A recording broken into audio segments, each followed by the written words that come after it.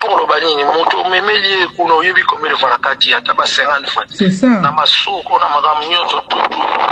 memeli Mark Tabu azaliko solola avec mwasi oyo mobali nae akomina a Riachu. Mobali yango azalaka camarade ya papa Mike Kala. Mike c'est le monsieur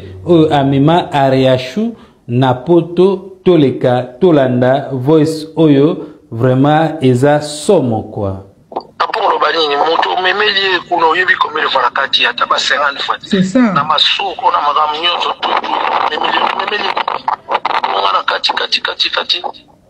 na médecine na masuba n'importe quoi sûr voilà donc garçon là pena amona ki ko anga tout ça donc nga na mona yondi wa tenir délire ma oui ba place par la ndio tenga la fali na momia na za so i mona sali ata 50 fois et tout bani yo soit continuer na sala oyo ça et tu akoma ikaka azoto sa isute ono banili kambo auto sa takumuluka ka ba raison akumuluka ka ba raison arugula raison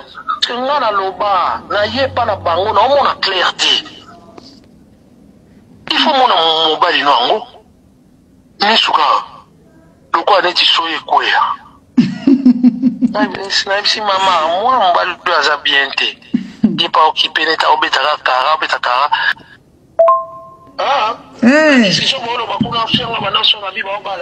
bate basala banini na live na bango alobi ala azobala nga chéri mon cœur babenga na live bongo mon cœur chou oh ngana mona ki olona oh na olo toto nini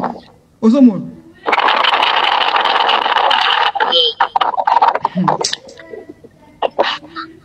déjà Sonia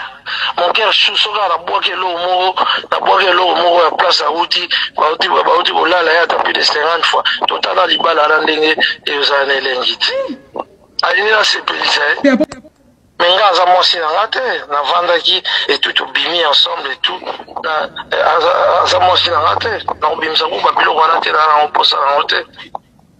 pour le banini moto memeli kuna uyebi komele varakati ata ba 50 fois c'est ça na masoko na magamnyoto tutu memeli ngana kati na médecine na masuba n'importe quoi sûr rien chou non memeli occupé bango te donc na bango te na lobeli bango wana esi kopesa bango elote sundola bango na ebaki histoire na bango eza bongo sundola bango ba continuer ba balanga sundola bango ba continuer ba balanga mon chouche sundola bango ba balanga mobali nonde aoluka ne